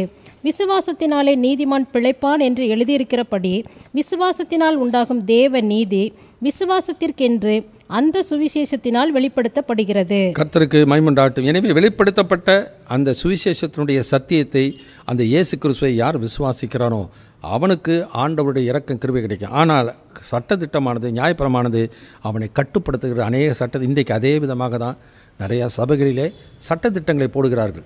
அந்த சட்டத்திட்டங்களை என்ன பண்ணுறாங்க, அவர்கள் கடைபிடிக்க வேண்டும் என்று அவர்கள் கட்டாயப்படுத்தப்படுகிறார்கள். கலாத்திய சபையில் நடந்தது போல அநேக உதாரணங்களை சொல்ல முடியும். ஒவ்வொரு ஸ்தாபனங்களும் அதை சீர்தூக்கி பார்த்து கொள்ள வேண்டியது அவசியம். ஒவ்வொரு ஸ்தாபனத்தில் விசுவாசிகளும் அதை சீர்தூக்கி பார்த்து கொள்ள வேண்டியது மிகவும் அவசியம். அவள் செய்கிற கிரியைகளினாலே ஒருபோதும் அவனுடைய வாழ்க்கையில் அந்த விடுதலை கிடைக்காது. அந்த கிரியைகள் எல்லாம் அவளை கட்டுப்படுத்துகிறது. எவ்வளோ காரியங்களே, அது அது விருத்த சிரமமாக இருந்தாலும் சரி, முழுக்கி ஞானஸ்தானம், முழுகாத ஞானஸ்தானம், இன்றைக்கி எவ்வளோ காரியங்களை வாசிக்கிறோம். ஒவ்வொரு பேர் உச்சரிக்கிறது ஞானஸ்தானத்தில் இயேசுவின் நாமத்தில் எடுத்தால் தான், அல்லது பிதாக்குவன பரிசுத்த நாமத்தில் எடுத்தால் தான், அல்லது நசரனா இயேசுவின் நாமத்தில் எடுத்தால் தான், கர்த்தருடைய நாமத்தில் எடுத்தால் தான் என்று சொல்லி ஒவ்வொருத்தரும் என்ன பண்ணுறாங்க, ஒரு சட்டத்தை போட்டுக்கொண்டு அந்த சட்டத்தை கடைபிடிச்சா, அதை பற்றி உச்சரித்தாதான். அவர்கள் உச்சரிக்கிற உச்சரிப்பினாலே ஒருவனுக்கு ரட்சிப்பு கிடைக்கிறது இல்லை. எடுக்கிற மனிதன் அந்த விசுவாசத்தை பார்த்து தான் ஆண்டவர் அருளை பொழிகிறார், கிருபையை பொழிகிறார். ஆனால் இந்த சட்டமானது அவர்கள் என்ன பண்ணுகிறது, கட்டுப்படுத்துகிறது. உடனே அவங்க என்ன செய்கிறாங்க, அப்போ இப்படி எடுக்கலைனாக்கா நமக்கு ரட்சிப்பு கிடைக்காது போல இருக்குது, இப்படி கிடைக்கலன்னா ஆண்டவர் பிரியப்படுத்தாது போல இருக்குன்னு சொல்லி அவர்கள் என்ன பண்ணுறாங்க, அந்த சட்டத்திட்டங்களை சபைகளுடைய கோட்பாடுகளை தான் நம்பி அவர்கள் என்ன பண்ணுகிறார்கள், தங்களுடைய கிறிஸ்துவ மார்க்கத்தை நடத்துகிறதை நான் பார்க்குறோம். அவர் ஜெபங்கள், தான தர்மங்கள் எல்லாம் அவள் செய்கிறதெல்லாம் அந்த மனித கொள்கையின் அடிப்படையில் தான் அது செய்கிறதை நான் பார்க்குறோம். ஏன்னா விசுவாசமானது தேவனாலே வருகிறது. எனவே விசுவாசம் கேள்வியினாலே வரும், கேள்வி கேட்பதினாலே வரும், கேட்பது தேவ வசனத்தினாலே வரும். அதனால தான் அந்த பெரியா பட்டணத்தார் மனோவாஞ்சியாய் வசனத்தை ஏற்றுக்கொண்டு காரியங்கள் இப்படி இருக்கிறதா என்று வேத வாக்கியங்களை தினந்தோறும் ஆராய்ந்து பார்த்தார்கள். வேத வசனத்தின்படி இருந்தால் விசுவாசித்து அவர்கள் கீழ்ப்படிந்து போயிருக்க வேண்டியது அவசியம். ஆனால் ஒரு சபையினுடைய சட்டத்திட்டங்களுக்கு கட்டுப்படுத்தி விட்டால் தேவன் பிரியப்படுத்துவார் என்று சொல்லி எண்ணுகிறார்கள். அந்த மனிதனுடைய கற்பனைகள் அந்த சபையில் இருக்கிற மக்களை கட்டுப்படுத்தும். அவருடைய வாழ்க்கையில் விசுவாசம் என்பது வரவே வராது. அந்த விசுவாசம் எல்லாம் அவர்கள் செய்கிற சடங்கு சம்பிரதாயங்கள், அவர் செய்கிற கொள்கையின் அடிப்படையில் தான் இருக்கும். அதனால தான் ஆண்டவர் சொல்லுகிறார், நீங்கள் எல்லாரும் எனக்கு செவி கொடுத்து உணருங்கள். வெள்ளம் கொண்டு போகும் மட்டும் நோவாவின் நாட்களிலே உணராமல் இருந்தார்கள். அப்படியே மனுஷகுமாரன் வரும் காலத்தில் நடக்கும். ஏனெனில் புத்தி இல்லாத கன்னிகளும் புத்தியுள்ள கன்னிகளும் இந்த கடைசி நாட்களிலே நித்திரை மயக்கமாக இருக்கக்கூடிய காலம். இன்றைக்கு அநேக கொள்கைகளிலே மயங்கி இருக்கிற விசுவாசிகளை நான் பார்க்கிறோம். உணர்வில்லாத மக்களை இன்றைக்கு எவ்வளோ பேர் பார்க்கிறோம். ஆனால் உணர்வுகளாக இருந்தால் இன்றைக்கு நம்முடைய வாழ்க்கையிலே எதன் அடிப்படையிலே நான் ஆண்டவருடைய இரக்கத்தை பெற்றுக்கொள்ள முடியும், எதன் அடிப்படையிலே நான் தேவனுக்கு பிரியமாய் வாழ முடியும் என்பதை உணர்ந்து பார்த்து கொண்டார்களானால் ஆண்டவருடைய இரக்கம் கிருபை அவர்களுக்கு கிடைக்கும். ரெண்டாவது, அந்த டில் மெஸ்ஸியா காம்ஸ், அப்போ இயேசு வருகிற வரைக்கும் அந்த நியாயப்பிரமானது அவனை கட்டுப்படுத்துகிறது. ஏனெனில் நியாயப்பிரமாணத்தை ஒருபோதும் பூர்ணமாக கடைபிடித்தவர்கள் ஒருவரும் இல்லை. ரோமருக்கு நிருபம் 10ஆம் அதிகாரம் முதல் 4 வசனத்தை நான் வாசிக்கலாம். Roman chapter 10 first 4 verses. சகோதரரே, இஸ்ரவேலர் ரட்சிக்கப்பட வேண்டும் என்பதே என் இருதயத்தின் விருப்பமும் நான் தேவனை நோக்கி செய்யும் விண்ணப்பமுமாயிருக்கிறது. தேவனை பற்றி அவர்களுக்கு வைராக்கியம் உண்டென்று அவர்களை குறித்து சாட்சி சொல்லுகிறேன். ஆகிலும் அது அறிவுக்கேற்ற வைராக்கியம் அல்ல. எப்படியென்றால், அவர்கள் தேவ நீதியை அறியாமல் தங்கள் சுய நீதியை நிலைநிறுத்த தேடுகிறபடியால் தேவ நீதிக்கு கீழ்ப்படியாதிருக்கிறார்கள். விசுவாசிக்கிற எவனுக்கும் நீதி உண்டாகும்படியாக கிறிஸ்து நியாயப்பிரமாணத்தின் முடிவாயிருக்கிறார். இன்றைக்கு அந்த இஸ்ரவேல் ஜனங்கள் எப்படி சுய நீதியை நிலைநிறுத்த தேடினார்களோ அதே போலதான் ஒவ்வொரு ஸ்தாபனங்களிலும் அவர்களுக்கென்று சில ஒரு நீதியை, சில சட்டத்திட்டங்களை, சில கொள்கைகளை வைத்துக்கொண்டு அதை நிறைவேற்றுவதில் தான் குறியாக இருக்கிறார்கள் ஒழிய இதை கடைபிடித்து விட்டால் தேவ நீதி அடைய முடியுமா என்பதை அவர்கள் யோசிக்கிறதில்ல. அதை கடைபிடிப்பதனாலே தேவனுடைய நீதி அல்ல, விசுவாசிக்கிறதுனால தான் தேவனுடைய நீதி ஒருவனுக்கு உண்டாகும் என்பதை அவர்கள் அறியாமல் உணராமல் இந்த கொள்கையிலே வைராக்கியமாக இருக்கிறதை அந்த நாட்களிலே இஸ்ரவேல் ஜனங்கள் மாத்திரமல்ல, இன்றைக்கும் சபைகளிலே இருக்க மக்கள் இருக்கிறதை நான் பார்க்கிறோம். ஆபிரகாம் அப்படி இல்லையே. ஆபிரகாமுக்கு நியாயப்பிரமாணம் கொடுக்கல, யோசேப்புக்கு நியாயப்பிரமாணம் கொடுக்கப்படலை, நோவாவுக்கு நியாயப்பிரமாணம் கொடுக்கப்படலை, அது மாத்திரமல்ல ஏனோக்குக்கு நியாயப்பிரமாணம் கொடுக்கப்படலை. அவங்கெல்லாம் விசுவாசத்தினால தான் நீதிமான்கள் ஆக்கப்பட்டார்கள். அதனால தான் நான் ஆபிரகாமின் தேவனும் ஈசாக்கின் தேவனும் யாக்கோப்பின் தேவன் என்று சொல்லி அங்கே ஆண்டவர் அவர்கள் பெயரை சொல்லுகிறதை நான் பார்க்கிறோம். இஸ்ரவேலின் தேவன் தான் தேவன். ஆனால் இஸ்ரவேலின் தேவன் என்கிறதை அந்த இஸ்ரவேல் ஜனங்கள் செய்ய தவறிவிட்டார்கள். ஏன்? ஆண்டவர் மேல் வைக்கிற விசுவாசத்தினால் அல்ல, அதை கிரியையினாலே அடைய முயற்சித்தார்கள். இன்றைக்கு அந்த மக்களுடைய நிலைமையை இன்றைக்கு உலகம் முழுவதும் சரித்திரத்திலே நான் பார்க்கிறோம். சிதறப்பட்டு இன்றைக்கு அவர்களுடைய வாழ்க்கை சின்ன பின்னமாகி போயிருக்கிறதை பார்க்கிறோம். எனவே சரித்திரத்தில் எத்தனை கோடி பேர் அந்த யூத மக்கள் இன்றைக்கு அழிக்கப்பட்டார்கள். ஆசீர்வாதத்தை சுதந்திரித்துக் கொள்ள வேண்டிய மக்கள், முன்னுதாரணமாக இருக்க வேண்டிய மக்கள், ஆண்டவருக்கு சாட்சியாக இருக்க வேண்டிய மக்கள் இன்றைக்கு எவ்வளவு பரிதாபமான நிலைமை அவர்கள் அடைந்தார்கள். அதே தான் இன்றைக்கு கிறிஸ்துவ மார்க்கத்திலே விசுவாச துரோகம் முந்தி நேரிடக்கூடிய ஒரு காலத்துக்குள்ளாக நாம் கடந்து வருகிறோம். எனவே மேசியா இயேசுவை ஒருவன் விசுவாசிக்காத பட்சத்தில் ஒருபோதும் ஒரு மனிதனுடைய வாழ்க்கையிலே அந்த விடுதலை கிடைக்கப் போவதில்லை, ஆண்டவர் ஏற்புடைய நிலையை அடைய முடியாது. எனவே ஏனெனில் கிறிஸ்து ஒருவரே நமக்கு ஞானமும் நீதியும் பரிசுத்தமும் மீட்புமாயிருக்கிறார். எனவே மேன்மை பாராட்டுகிறவன் கர்த்தரை குறித்தே மேன்மை பாராட்டத்தக்கதாக அவரே இயேசுவே நமக்கு தேவனால் ஞானமும் நீதியும் பரிசுத்தமும் மீட்புமானார் என்று சொல்லி 1 கொரிந்தியர் புத்தகத்தில் 1ஆம் அதிகாரத்தில் கடைசி பகுதியிலே நான் பார்க்கிறோம். 3வது, till a child comes of age. அப்போ அதாவது ஒரு குழந்தை ஒரு குடும்பத்தில் பிறக்கிற ஒரு குழந்தையை என்ன பண்ணுறாங்க, பெற்றார்கள் அவர்களை கட்டுப்படுத்துகிறார்கள். அப்போ கட்டுப்படுத்தும் போது அவருடைய சொந்த பிள்ளையாக இருக்கலாம், ஆனால் சொந்த பிள்ளையாக இருந்தாலும் அந்த சுதந்திரத்துக்கும் அந்த பொருளுக்கு அந்த சொத்துக்கு உரிமையாளர் தான், வாரிசு தான்.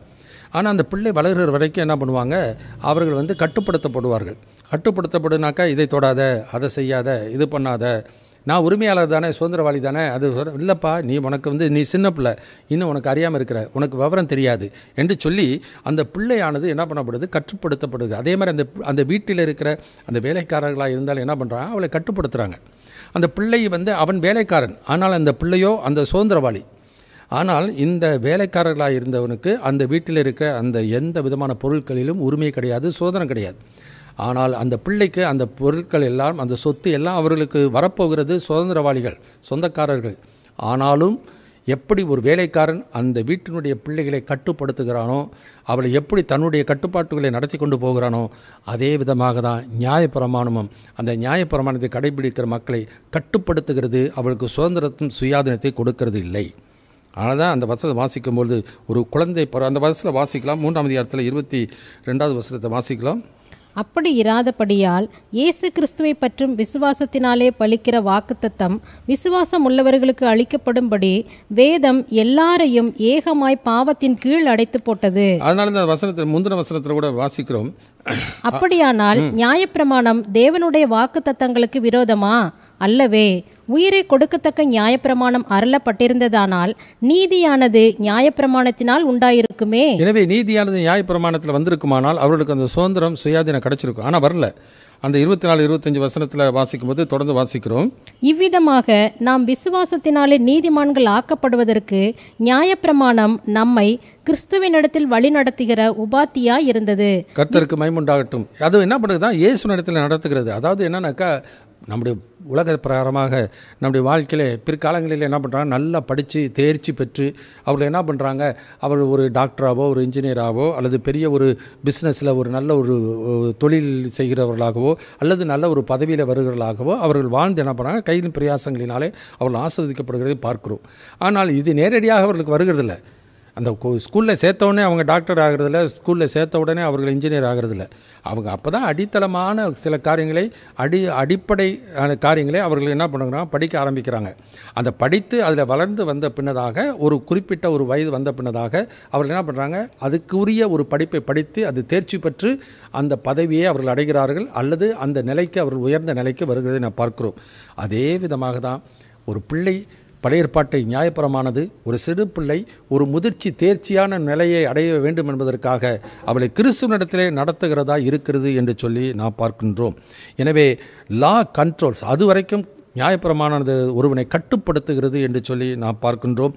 டில் a child comes of age, குழந்தை வருகிறது. உதாரணமாக இஸ்ரவேல் ஜனங்களை பார்த்தீங்கன்னாக்கா அந்த பிள்ளைகள் என்ன பண்ணுவாங்க, 12 வயசு வருகிற வரைக்கும் தாயும் தகப்பனும் 2 பேரும் என்ன பண்ணுவோம், நியாயப்பிரமாணத்தின் கொள்கைகள் எல்லாம் முழுவதுமாக சொல்லி கொடுத்து விடுவார்கள். இதை இயேசுடைய வாழ்க்கையில் நான் பார்க்கும்பொழுது 12 வயதில் அந்த பண்டிகை முறைமையின்படியே தேவாலயத்துக்கு போகிறார்கள். அந்த தேவாலயத்திலே அவர்கள் என்ன பண்ணுறாங்க, அந்த இயேசுவை விட்டு இவர்கள் போய்விடுகிறார், மறந்து விடுறாங்க. அப்போ இயேசு அங்கே உட்கார்ந்து என்ன பண்ணுகிறார், அங்கே அந்த ஆசாரியர்களோடு கூட அந்த வேத பாரலோடு கூட அவர் வேதத்தை குறித்து அவர்கள் தர்க்கம் பண்ணுறது வியாக்கியானம் பண்ணுறதை பார்த்து அவர்கள் எல்லாரும் ஆச்சரியப்படுகிறார்கள். இவருக்கு அதே மாதிரி அவருடைய பிரசங்கங்களெல்லாம் குறித்து பார்க்கும்பொழுது, போதனைகளை பார்க்கும்பொழுது இவருக்கு இந்த ஞானம் எப்படி வந்தது என்று சொல்கிறதை பார்க்கிறோம். அதனால் அதே விதமாக தான் அந்த 12 வயது வருகிற வரைக்கும் அவருடைய தாய் தகப்பனுடைய கட்டுப்பாட்டுக்குள்ளே அல்லது வேலைக்காரருடைய கட்டுப்பாட்டுக்குள்ளே வருகிறார்கள். 12 வயதுக்கு வந்ததுக்கப்புறம் யூத முறைமையின்படி என்ன பண்ணுவாங்க, ப்ரேயர் ஷால்னு ஒன்று கொடுப்பாங்க. அந்த ப்ரேயர் ஷால் அவன் தலையில் போட்டு அவங்க அவனை ஆசீர்வச்சிட்டாக்கா, இனிமே உனக்கும் ஆண்டவருக்கு உள்ள காரியம், இனிமேல் நீயாச்சு ஆண்டவராச்சு, எனவே நீ ஆண்டவருக்கு விசுவாசம் வைத்து ஆண்டவருக்கு பயந்து நீ வாழ வேண்டியது அவசியம். இனிமேல் என்னுடைய கட்டுப்பாட்டுக்குள்ளே அல்ல, நீ ஆண்டவருடைய கட்டுப்பாட்டுக்குள்ளே வரணும். எனவே நீ எப்படி தாய் தகப்பனை அறிந்து அவருடைய கட்டுப்பாட்டுக்குள்ளே வந்தியோ அதுபோல் நீ விசுவாசிக்கிற தேவனை அறிந்து அவருடைய கட்டுப்பாட்டுக்குள்ளே நீ வர வேண்டும், நீ அந்த வயதை அடைந்து விட்டாய் என்று சொல்லி தான் அந்த நியாயப்பிரமானது அது வருகிற வரைக்கும் அவனை கட்டுப்படுத்துகிறது. 3வது காரியம் வாசிக்கும் பொழுது 26லேருந்து 29 வசனம் வரைக்கும் வாசிக்கும் பொழுது இப்படி பார்க்கிறோம். நீங்கள் எல்லாரும் கிறிஸ்து இயேசுவை பற்றும் விசுவாசத்தினால் தேவனுடைய புத்திரராய் இருக்கிறீர்களே. ஏனெனில் உங்களில் கிறிஸ்துவுக்குள்ளாக ஞானஸ்நானம் பெற்றவர்கள் எத்தனை பேரோ அத்தனை பேரும் கிறிஸ்துவை தரித்து கொண்டீர்களே. யூதன் என்றும் கிரேக்கன் என்றும் இல்லை, அடிமை என்றும் சுயாதீனன் என்றும் இல்லை, ஆண் என்றும் பெண் என்றும் இல்லை, நீங்கள் எல்லாரும் கிறிஸ்து இயேசுவுக்குள் ஒன்றாயிருக்கிறீர்கள். நீங்கள் கிறிஸ்துவின் உடையவர்களானால் ஆபிரகாமின் சந்ததியாராயும் வாக்குத்தத்தத்தின் படியே சுதந்திரராயும் இருக்கிறீர்கள். கர்த்தருக்கு மகிமை உண்டாகட்டும். லா விட்னஸஸ் அபவுட் கிரைஸ்ட், நியாயப்பிரமாணமானது கிறிஸ்துவை பற்றி சாட்சி கூறுகிறது என்று சொல்லி நான் பார்க்கிறோம். அதை 26வது வசனத்தில் வாசிக்கும் பொழுது, நீங்கள் எல்லாரும் கிறிஸ்து இயேசுவை பற்றி விசுவாசத்தினாலே தேவனுடைய புத்திரராய் இருக்கிறீர்களே. அந்த கலாத்திய சபை விசுவாச மக்களை சொல்கிறாங்க. இவங்க என்ன சொல்கிறாங்க, அந்த மக்கள் யூத பின்னணி இருந்த மக்கள், நீங்கள் ஆபிரகாமுடைய அந்த ஆசீர்வாதம் பெற்றுக்கொள்ளணும், ஆண்டவருடைய பிள்ளை அது ஆபிரகாமுடைய பிள்ளைகளாக மாறணும்னாக்க விருத்தசேதனம் பண்ணாதான் ஆபிரகாமுடைய சந்ததியை ஆபிரகாமுடைய பிள்ளைகளாய் தேவனுடைய ஜனமாய் தேவனுடைய பிள்ளைகளாய் நீங்கள் மாற முடியும் என்று சொல்லி என்ன பண்ணிட்டாங்க, அவனை தவறான வழியிலே நடத்தி விட்டார்கள். ஆனால் பவுலன பக்தன் அவர்கள் சொல்லும் பொழுது, இல்லைப்பா, நியாயப்பிரமாணத்தின் கடைபிடிக்கிறதுனால அல்ல, இயேசுவை விசுவாசிக்கிறதுனால தான், அந்த விசுவாசத்தின் மூலமாக தான் ஒருவன் தேவனுடைய பிள்ளையாக மாற முடியும். இதுதான் யோவான் எழுதின சுவிசேஷம் 1ஆம் அதிகாரம் 12-13 வசனத்தில் இப்படி வாசிக்கிறோம். யோவான் எழுதின சுவிசேஷம், ஜான் சாப்டர் 1 verse 12 and 13. அவருடைய நாமத்தின் மேல் விசுவாசம் உள்ளவர்களாய் அவரை ஏற்றுக்கொண்டவர்கள் எத்தனை பேர்களோ அத்தனை பேர்களும் தேவனுடைய பிள்ளைகளாகும்படி அவர்களுக்கு அதிகாரம் கொடுத்தார். அவர்கள் இரத்தத்தினாலாவது மாம்ச சித்தத்தினாலாவது புருஷனுடைய சித்தத்தினாலாவது பிறவாமல் தேவனாலே பிறந்தவர்கள். கர்த்தருக்கு மகிமை உண்டாகட்டும். இன்னொரு வசனத்தை வாசிக்க, ரோமருக்கு நிருபம் 8ஆம் அதிகாரம் எடுத்துக்கொள்வோம். ரோமருக்கு நிருபம் 8ஆம் அதிகாரத்தில் 6வது வசனத்திலிருந்து நான் வாசிப்போம். ரோமர் சாப்டர் 8 verse 6 onwards. மாம்ச சிந்தை மரணம், ஆவியின் சிந்தையோ ஜீவனும் சமாதானமுமாம். எப்படி என்றால், மாம்ச சிந்தை தேவனுக்கு விரோதமான பகை. அது தேவனுடைய நியாயப்பிரமாணத்திற்கு கீழ்ப்படியாமலும் கீழ்ப்படியக்கூடாமலும் இருக்கிறது. மாம்சத்திற்கு உட்பட்டவர்கள் தேவனுக்கு பிரியமாயிருக்க மாட்டார்கள். தேவனுடைய ஆவி உங்களில் வாசமாயிருந்தால் நீங்கள் மாம்சத்திற்கு உட்பட்டவர்களாய் இராமல் ஆவிக்குட்பட்டவர்களாய் இருப்பீர்கள். எனவே கிறிஸ்துவனுடைய ஆவி இல்லாதவன் அவருடையவன் அல்ல. எனவே இவங்க என்ன பண்ணுறாங்க, ஆவியில் ஆரம்பித்து மாம்சத்தில் முடிக்க போகிறாங்க. அப்போ மாம்ச சிந்தை எங்கே கொண்டு போய் விடும்? மரணத்தில் தான் கொண்டு போய் விடும். ஆவிக்குரிய சிந்தையோ ஜீவனும் சமானத்தில். ஆவிக்குரிய சிந்தை என்ன? விசுவாசித்தார்கள், கிருபையினாலே ரட்சிக்கப்பட்டார்கள், அந்த கலாத்திய சபை விசுவாசிகள். அப்போ ஆவியில் ஆரம்பிச்சுட்டு திரும்ப மாம்சத்திலே முடிக்க போகுது என்ன? கிருபையினால் ரட்சிக்கப்பட்ட அந்த மக்கள் திரும்ப கிரியை சார்ந்து போகிறது என்ன? அப்படிப்பட்டவன் ஒருபோதும் ஆபிரகாமுடைய பிள்ளையாக இருக்க முடியாது. இயேசுவை பற்றும் விசுவாசத்தினால தான் அவன் தெரிந்து கொள்ளப்பட்ட ஜனமாய் ஆபிரகாமுடைய அந்த சந்ததியிலே வர முடியும். ஏன்னா உனக்குள் சகல ஜாதிகளும் ஆசீர்வதிக்கப்படும். எனவே அந்த யோவான் அந்த கலாத்தியர் 3 சொல்லும் பொழுது ஆவியை குறித்த ஆசீர்வாதத்தை குறித்து சொல்லும் பொழுது கிறிஸ்துவனுடைய சந்ததி என்று சொல்லும்போது அந்த சந்ததி கிறிஸ்துவே. எனவே இயேசு யூதர்கள் வழியாக ஆபிரகாமுடைய சந்ததி வழியாக வருகிறாரை ஒழிய அந்த இயேசுவை விசுவாசிக்கிறது மூலமாக தான் ஒருவன் ஆபிரகாமுடைய சந்ததியாக விசுவாச மார்க்கத்தாராக மாறுகிறார்கள், தேவனுடைய பிள்ளைகளாக மாறுகிறார்கள் என்பதை குறித்து நாம் பார்க்கின்றோம். ரெண்டாவது காரியம், அந்த 3 காரியங்கள் பகல் வாசி லா விட்னஸ் இருக்கு. முதலாவது children of God comes through faith, ஒருவன் தேவனுடைய பிள்ளையாக மாறுவது என்பது விசுவாசத்தினாலே. ரெண்டாவது கிரைஸ்ட் கவர்ஸ் எ பிலீவர், கிறிஸ்து அவர்களை என்ன பண்ணுகிறார், அந்த பாவ சாபம் அந்த இதிலிருந்து அவர்களை மூடிக்கொள்கிறதை பார்க்கிறோம். மூன்றாவது கிரைஸ்ட் யுனைட்ஸ் எவ்ரி ஒன், எல்லாரையும் கிறிஸ்து இணைக்கிறார். எனவே ரெண்டாவது காரியம் வாசிக்கும் பொழுது அந்த 27வது வசனத்திலிருந்து வாசிக்கலாம். கலாத்தியர் 3:27 வாசிப்போம். ஏனெனில் உங்களில் கிறிஸ்துவுக்குள்ளாக ஞானஸ்நானம் பெற்றவர்கள் எத்தனை பேரோ அத்தனை பேரும் கிறிஸ்துவை தரித்து கொண்டீர்களே. எனவே கிரைஸ்ட் கவர்ஸ் எ பிலீவர், அதாவது இப்போ 32ஆம் சங்கீதத்தில் வாசிக்கும் பொழுது முதல் வசனத்திலிருந்து இப்படி வாசிக்கிறோம். சங்கீதம் 32ஆம் சங்கீதத்தில் முதல் வசனத்திலிருந்து வாசிக்க நாம் கேட்போம். எவனுடைய மீறுதல் மன்னிக்கப்பட்டதோ, எவனுடைய பாவம் மூடப்பட்டதோ அவன் பாக்கியவான். எவனுடைய அக்கிரமத்தை கர்த்தர் எண்ணாதிருக்கிறாரோ, எவனுடைய ஆவியில் கபடம் இல்லாதிருக்கிறதோ அவன் பாக்கியவான். நான் அடக்கி வைத்த மட்டும் நித்தம் என் கதறுதலினாலே என் எலும்புகள் உலர்ந்து போயிற்று. இரவும் பகலும் என்மேல் உம்முடைய கை பாரமாயிருந்ததினால் என் சாரம் உஷ்ணகால வறட்சி போல வறண்டு போயிற்று. நான் என் அக்கிரமத்தை மறைக்காமல் என் பாவத்தை உமக்கு அறிவித்தேன். என் மீறுதல்களை கர்த்தருக்கு அறிக்கையிடுவேன் என்றேன். தேவரீர் என் பாவத்தின் தோஷத்தை மன்னித்தீர். இதற்காக சகாயம் கிடைக்கும் காலத்தில் பக்தி உள்ளவன் எவனும் உம்மை நோக்கி விண்ணப்பம் செய்வான். அப்பொழுது மிகுந்த ஜலப்பிரவாகம் வந்தாலும் அது அவனை அணுகாது. ஏனெனில் அவன் தேவனை நோக்கி பார்க்கிறான், தேவன் மேலே நம்பிக்கை வைக்கிறான், தேவனை விசுவாசிக்கிறான். ஆனால் பழைய ஏற்பாட்டிலே எவனுடைய பாவங்கள் மூடப்பட்டதோ, ஆனால் இயேசு பாவத்தை மூடுகிறவர் மாத்திரமல்ல, பாவங்களை நீக்கிறவர். யோவான் 1:29 வாசிக்கிறோம். இதோ உலகத்தின் பாவத்தை சுமந்து தீர்க்கிற வேத ஆட்டுக்குட்டி. 1 யோவான் 2ஆம் அதிகாரத்தில் 2ஆம் வசனம் வாசிக்கிறோம். நம்முடைய பாவங்களை மாத்திரமல்ல, சர்வலோகத்தின் பாவங்களை நிவர்த்தி செய்கிற கிருபாதார பலியாக இருக்கிறார்.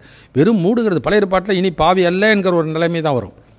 பழைய ஏற்பாட்டில் மூடிவிட்டால் இனி பாவி அல்ல. ஆனால் இயேசு உடைய அந்த இரத்தமானது முழுமையாக அவனை சுத்திகரிக்கிறபடினாலே அவன் பாவி அல்ல என்கிற நிலைமை மாத்திரமல்ல, அவன் பரிசுத்தவான், அவன் நீதிமான், அவன் தேவனுடைய பிள்ளை, தேவனுக்கு ஏற்புடையவன் என்கிற ஒரு சுதந்திரவாளி என்கிற நிலைமைக்கு வந்து விடுகிறான்.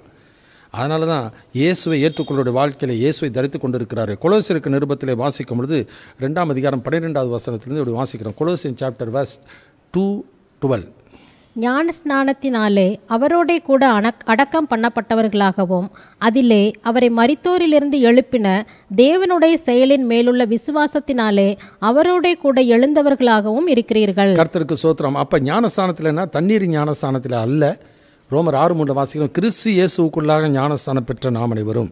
அப்போ அவருடைய மரணத்திற்குள்ளாக ஞானஸ்தானம் பெற்றதை அறியாதீர்களா? மேலும் தேவனுடைய மகிமையினாலே கிறிஸ்து மரித்தோலிருந்து எழுப்பப்பட்டது போல நாமும் புதிதான ஜீவன் உள்ளவர்களாய், நம்முடைய ஆத்மாவிலே ஜீவன் உள்ளவர்களாய் அவரோடு கூட எழுப்பப்பட்டும் இருக்கின்றோம். இதுதான் அந்த ரோமருக்கு நிருபத்தில் வாசி. இதை தான் பவுல் பக்தன் கலாத்தியர் 2 சொல்கிறார். கிறிஸ்துவுடனே கூட சிலுவையில் அறையப்பட்டேன், ஆயினும் பிழைத்திருக்கிறேன். இனி நான் அல்ல, பழைய மனிதன் மரித்து விட்டான். இப்போ இயேசு உயிர்த்திருக்கிறார். அந்த இயேசுனுடைய ஆவி என் ஆத்மாவை உயிர்ப்பித்து விட்டது. இப்பொழுது நான் மாம்சத்தில் பிழைத்திருப்பதோ என்னில் அன்பு கூர்ந்து எனக்காக தம்மையை ஒப்பு கொடுத்த தேவனுடைய குமாரனை பற்றும் விசுவாசத்தினாலே பிழைத்திருக்கிறேன், முழுகிய ஞானஸ்தானம் எடுத்ததினாலே அல்ல. இயேசுவனுடைய மரண உயிர்த்தலுடைய அந்த ஆவிக்குரிய அந்த செயலினாலே, அதான் தீத்து 3:5 வாசிக்கிறோம். நாம் செய்த நீதியின் கிரிகளினாலே அல்ல, அவர் செய்த நீதி கிரியினால தமது இரக்கத்தினுடைய மறுஜென்ம முழுக்கினாலே. இயேசு மறுஜென்ம முழுக்கெடுத்தார். அந்த பரிசுத்த ஆவியினுடைய புதிதாக்கத்தினால தான் ஒருவன் நாம் ரட்சிக்கப்பட்டிருக்கிறோம். அதனாலே இயேசு அவனை மூடிவிடுகிறபடினாலே, இயேசு அவனை தரித்து கொண்டு வருகிறபடினாலே அவன் இனி பாவி அல்ல. தேவனுடைய சாயல் அவனிலே கிறிஸ்துவை தரித்து கொள்ளும் பொழுது கிறிஸ்துவனாக பார்க்கிறார். தேவனுடைய பிள்ளையாக அவர் பார்க்கிறதை நாம் பார்க்கின்றோம். அது மாத்திரமல்ல, இன்னும் தொடர்ந்து நாம் வாசிக்கும் பொழுது சங்கீதம் 91:1-2 வாசிக்கிறோம். உன்னதமான மறைவில் இருக்கிறவன் சர்வவல்லுடைய நிலையிலே தங்குவான். நான் கர்த்தரை நோக்கி நீர் என் அடைக்கலம், என் கோட்டை, என் தேவன், நான் நம்பியிருக்கிறேன் என்று சொல்லுவேன் என்று சொன்னது போல அந்த வயது வந்த ஒரு மகன் அந்த யூத பிள்ளைகள் என்ன பண்ணுவாங்க, அது மேலே அந்த ஷாலை போட்டுக்கிட்டு தேவனே எனக்கு அடைக்கலாம், தேவனுடைய சட்டைக்குள்ளே நான் அடங்கியிருக்கிறேன், அவரே என்னுடைய நம்பிக்கை, அவரே எனது கோட்டை, அவரே எனக்கு துருகம் என்று சொல்லி அவன் என்ன பண்ண ஆரம்பிக்கிறான், விசுவாசத்திலே வளர ஆரம்பிக்கின்றான், விசுவாசத்திலே தேர்ச்சி பெற ஆரம்பிக்கின்றான். அதுதான் கொலோசியர் 1:27-28 பவுல் சொல்கிறார், கிறிஸ்து மகிமையின் நம்பிக்கையாக உங்களுக்குள் இருப்பதே அந்த ரகசியம். அது மாத்திரமல்ல, எந்த மனுஷனும் கிறிஸ்து இயேசுவுக்குள் அந்த வசனத்தை வாசிக்கலாம். கொலோசியர் 1:27-28 வசனம் வாசிக்கலாம். கொலோசியர் சாப்டர் 1:27-28. புறஜாதிகளுக்குள்ளே விளங்கிய இந்த இரகசியத்திலுள்ள மகிமையின் ஐஸ்வர்யம் இன்னதென்று தேவன் தம்முடைய பரிசுத்தவான்களுக்கு தெரியப்படுத்த சித்தமானார். கிறிஸ்துவானவர் மகிமையின் நம்பிக்கையாக உங்களுக்குள் இருப்பதே அந்த இரகசியம்.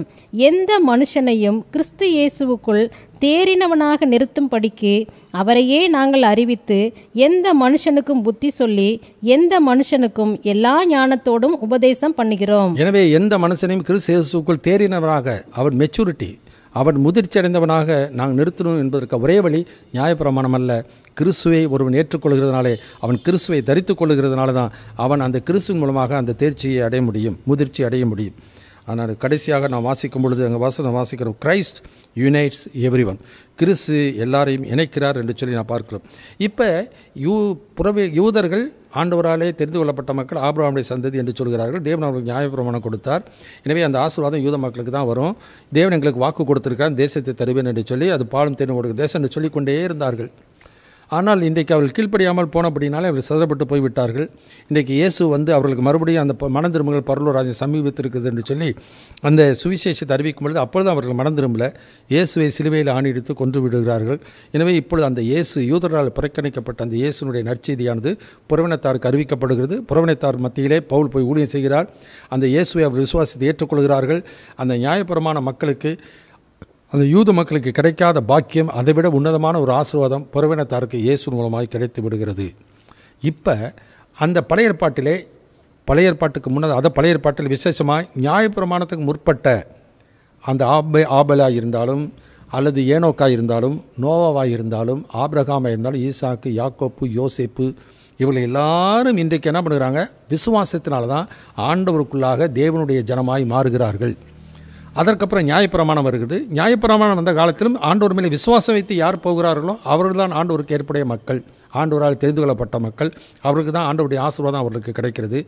அதே விதமாக புதிய ஏற்பாட்டில் இயேசுவை ஏற்றுக்கொள்கிறவர்கள், இன்றைக்கு இயேசுக்குள்ளாக வருகிறவர்கள் தான் அந்த ஆசீர்வாதத்தை சுதந்திரத்துக் கொள்கிறார்கள். எனவே ஆபிரகாமுடைய பிள்ளைகளாய் விசுவாச மார்க்கத்தாராக இருக்கிறார்கள். கிருபையை அவர்கள் பற்றி கொள்கிறதை நான் பார்க்கிறோம். எனவே நியாயப்பிரமாணத்துக்கு முன்னான காலமாக இருந்தாலும், நியாயப்பிரமாண காலமாக இருந்தாலும், நியாயப்பிரமாணத்துக்கு பிற்பட்ட காலமாக இருந்தாலும் எல்லாரையும் இணைக்கிறவர் தேவன் ஒருவரே. அதனால் கிறிஸ்துவுக்குள் எல்லாரும் கூட்டப்பட வேண்டும் என்பதுதான் தேவனுடைய நோக்கம். கொலோசியருக்கு நிருபம் 1ஆம் அதிகாரத்தில் 19வது வசனத்திலிருந்து நான் வாசிக்க கேட்போம். Colossian chapter 1:19-23. சகல பரிபூரணமும் அவருக்குள்ளே வாசமாய் இருக்கவும், அவர் சிலுவையில் சிந்தின இரத்தத்தினாலே சமாதானத்தை உண்டாக்கி பூலோகத்தில் உள்ளவைகள் பரலோகத்தில் உள்ளவைகள் யாவையும் அவர் மூலமாய் தமக்கு ஒப்புரவாக்கி கொள்ளவும் அவருக்கு பிரியமாயிற்று. முன்னே அந்நியராயும் துர்க்கிரியைகளினால் மனதிலே சத்துருக்களாயும் இருந்த உங்களையும் பரிசுத்தராகவும் குற்றமற்றவர்களாகவும் கண்டிக்கப்படாதவர்களாகவும் தமக்கு முன் நிறுத்தும்படியாக அவருடைய மாம்ச சரீரத்தில் அடைந்த மரணத்தினாலே இப்பொழுது ஒப்புரவாக்கினார். நீங்கள் கேட்ட சுவிசேஷத்தினால் உண்டாகும் நம்பிக்கையை விட்டு அசையாமல் ஸ்திரமாயும் உறுதியாயும் விசுவாசத்திலே நிலைத்திருப்பீர்களானால் அப்படியாகும். அந்த சுவிசேஷம் வானத்தின் கீழிருக்கிற சகல சிருஷ்டிகளுக்கும் பிரசங்கிக்கப்பட்டு வருகிறது. அதற்கென்றே பவுலாகிய நான் ஊழியக்காரன் ஆனேன். எனவே அதே விதமாக தான் கலாத்திய சபை மக்களை உங்களுக்கு நான் அறிவித்தேன். உங்களுக்கு அறிவிக்கப்பட்ட சுவிசேஷத்தை ஏற்றுக்கொண்டீங்க. நீங்கள் தேவனுடைய பிள்ளையாக மாறி பரிசுத்தமாக்கப்பட்டு குற்றம் இல்லாதவர்களாய், பரிசுத்தவான்களாய், அது மாத்திரமல்ல அநிக்கிரமக்காரர்களாய், இருந்தவரை நீதிமான்களாய் எல்லாவற்றையும் மாற்றிவிட்டார். எனவே விசுவாச மார்க்கத்தாரை ஆண்டவர் ஒன்றாக எந்த பாரபட்ச யூதன் என்றும் கிரேக்கன் என்றும் இல்லாமல், எந்த வித்தியாசம் இல்லாமல் கூட்டி சேர்க்கிறதை நாம் பார்க்கிறோம். கொலோசியருக்கு நிருபத்திலே 3ஆம் அதிகாரத்தில் நான் வாசிக்கும் பொழுது 11வது வசனத்தை வாசிக்கிறோம். முதலாவது 10வது வசனமும் 11வது வசனத்தையும் வாசிப்போம். Colossian chapter 3:10-11.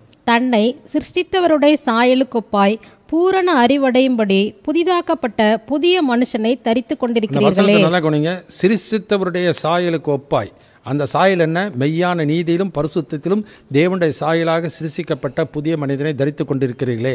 அப்படி அந்த கிறிஸ்துவை தரித்து கொண்டவன் தான் பூரண அறிவை அவன் அடைய முடியும்.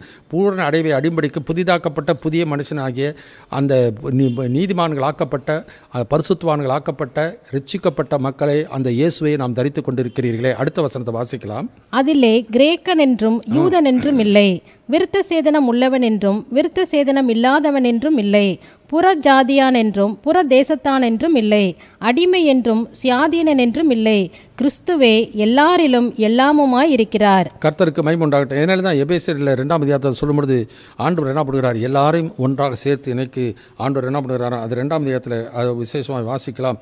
அந்த 20வது வசனத்திலிருந்து வாசிக்க கேட்போம். 2:20 அப்போஸ்தலர் தீர்க்கதரிசிகள் என்பவர்களுடைய அஸ்திபாரத்தின் மேல் கட்டப்பட்டவர்களுமாய் இருக்கிறீர்கள். அதற்கு இயேசு கிறிஸ்து தாமே மூலைக்கல்லாய் இருக்கிறார். அவர் மேல் மாளிகை முழுவதும் இசைவாய் இணைக்கப்பட்டு கர்த்தருக்குள் பரிசுத்த ஆலயமாக எழும்புகிறது. அவர் மேல் நீங்களும் ஆவியினாலே தேவனுடைய வாசஸ்தலமாக கூட்டி கட்டப்பட்டு வருகிறீர்கள். கர்த்தருக்கு மகிமை உண்டாகட்டும். எனவே அந்த பதிலை வாசிக்கும் பொழுது இனி எந்த ஒரு மனிதனும் இனி நியாயப்பிரமாணத்தின் அடிப்படையில் நாங்கள் தான் ஆபிரகாமுடைய சந்ததி, நாங்கள் தான் இந்த சபையை சேர்ந்தவங்க, நாங்கள் அந்த சபையை சேர்ந்தவங்க, எங்களுக்கு இந்த கொள்கை, இன்றைக்கு அந்த கொள்கை, இந்த கொள்கையின் அடிப்படையிலே தேவனை ஒருபோதும் ஒரு மனிதனை இணைக்கவே முடியாது. அதனாலே கடைசி நாட்களிலே நடக்கப் போகிற காரியம் என்ன? தூற்றுக்குடை அவருடைய கையில் இருக்கிறது. அவர் என்ன பண்ணுவார்? உலகத்தில் உள்ள எல்லா சபை ஸ்தாபனங்களில் இருக்க மக்களை இந்த கொரோனா நல்ல ஒரு அனுபவத்தை எல்லா சபை மக்களுக்கும் எல்லா மத மக்களுக்கும் ஒரு நல்ல ஒரு பாடத்தை கற்பித்திருக்கிறது. இந்த எந்த மத தலைவருடைய கட்டுப்பாட்டிலிருந்து கொரோனாவினால் எல்லாரும் தனிமைப்படுத்தப்பட்டு வீட்டிலே இருந்து கொண்டிருக்கிற மக்கள், இந்த சபைகளில் இருக்கிற மக்கள் இன்றைக்கு அந்த 10 மாதம் 11 மாதம் அவர் சீர்தூக்கி பார்த்திருப்பார்கள் என்றால் இன்றைக்கு அவர்கள் எதனால இன்றைக்கு நிலை நிற்கிறார்கள்? சபையின் சட்டத்திட்டங்களா? சபையே இல்லையே, சபையினுடைய சட்டத்திட்டங்கள் இல்லையே. அவர்கள் ஆண்டவர் மேல் வைக்கிற விசுவாசம் அவருடைய வாழ்க்கையில் விருத்தி அடைவதற்கு வளர்ச்சி அடைவதற்கு தேவையான சூழ்நிலையை சந்தர்ப்பத்தை ஆண்டவர்களுக்கு கொடுத்திருந்தார். அந்த சந்தர்ப்பத்தில் அவர் உணர்ந்திருந்து ஆண்டவர் மேல் விசுவாசம் வைத்திருந்தால் வேதத்தை வாசித்திருப்பார்கள், வேதத்தை விசுவாசித்திருப்பார்கள், வேதத்துக்கு கீழ்ப்படிந்திருப்பார்கள். எந்த சபையில் போயிருந்தாலும் சபையினுடைய கொள்கையின் அடிப்படையில் அல்ல, அந்த விசுவாசத்தின் அடிப்படையில் நிலைத்திருந்து வளர்ந்து அவர்கள் போவார்கள். அவர்கள் கிறிஸ்துவை தரித்து கொண்டவர்களாய் கிறிஸ்துவை அறிகிற அறிவிலே வளர்ந்திருப்பார்கள். எனவே அந்த கிறிஸ்து தான் அந்த பழைய ஏற்பாட்டிலே சொல்லப்படுகிறதெல்லாம். யோவான் 5:39 வாசிக்கிறோம். வேத வாக்கியங்களை ஆராய்ந்து பாருங்கள், அவைகளா நித்திய ஜீவன் உண்டென்று எண்ணுகிறீர்களே, என்னை குறித்து சாட்சி கொடுக்கிறவங்க அவைகளே. லூக்கா 24:44-45 வாசிக்கிறோம். மோசே ஆகமங்களிலும் சங்கீத ஆகமங்களிலும் தீர்க்கதரிசன என்னை குறித்து எழுதியிருக்கிறதே. எனவே வேத வாக்கியங்களை அறியும்படி அவருடைய மனக்கண்களை திறந்தார். அந்த அறிவு நமக்கு இருக்குமானால் வெறும் மாம்ச வைராக்கியம் அல்ல, ஆவிக்குரிய பரிசுத்தாவை நமக்குள்ளே வைராக்கிய வாஞ்சையாக இருக்கிறார் என்ற வார்த்தையின்படியே அந்த ஆவிக்குரிய வைராக்கியம் இருக்குமானால் விசுவாசத்தில் நிலைத்திருப்போம், கிருபையை பற்றி கொள்வோம். ஆண்டவருக்கு ஏற்புடைய பிள்ளைகளாக இருந்து அடிமைகளாய் அல்ல. நீங்கள் கிரயத்திற்கு கொல்லப்பட்டீர்களே, மனுஷனுக்கு அடிமைகள் ஆகாதிருங்கள் என்று சொன்னார். எனவே அடிமைகளாய் அல்ல, சுயாதனராய் ஆண்டவருடைய பிள்ளைகளாய் அவர் கொடுக்கிற சுதந்திரமான எல்லா நன்மைகளையும் பெற்று அனுபவித்து ஆண்டவரை அறிகிற அறிவிலை வளர ஆண்டவருடைய கிருபையை பற்றிக்கொண்டு வாழ அவருடைய வருகைக்கு ஆயத்தப்பட கர்த்தர் கிருபை செய்வாராக. ஜெபிப்போம். எங்கள் அன்பின் பரம தகப்பனே, துதிக்கிறோம் ஐயா, ஸ்தோத்திரிக்கிறோம். நாங்கள் தியானித்த வேத போதிகளுக்கு நன்றி. அதை நாங்கள் இன்னும் ஆண்டவரை சீர்தூக்கி பார்த்து எங்களை நாங்கள் நிதானித்தறிந்து நாங்கள் யாருக்கு பிரியமாக நடக்கிறோம், கர்த்தருக்கு பிரியமான தினதென்று சோதித்து அறியுங்கள் என்று சொன்னபடியே நிதானித்தறிந்து கர்த்தருக்கு பிரியமாய் வாழ்ந்து உடைய நன்மைகளை அனுபவித்து வாழ உதவி செய்யும். இயேசுவின் நாமத்தில் வேண்டுகிறோம் பரமபிதாவே, ஆமென். என் ஆத்துமாவை கர்த்தரை ஸ்தோத்திரி, என் முழு உள்ளமே என்னுடைய பரிசுத்தமான நாமத்தை ஸ்தோத்திரி. என் ஆத்துமாவை கர்த்தரை ஸ்தோத்திரி, அவர் செய்த சகல உபகாரங்களை மறவாதே. ஆமென். சித்தம் செய்திடவே எந்தனை தந்தேனையா, முற்றுமாய் அர்ப்பணித்தே ஏற்றென்றும் காத்திடுவே, முற்றுமாய் அர்ப்பணித்தே ஏற்றென்றும் காத்திடுவே, சித்தம் செய்திடவே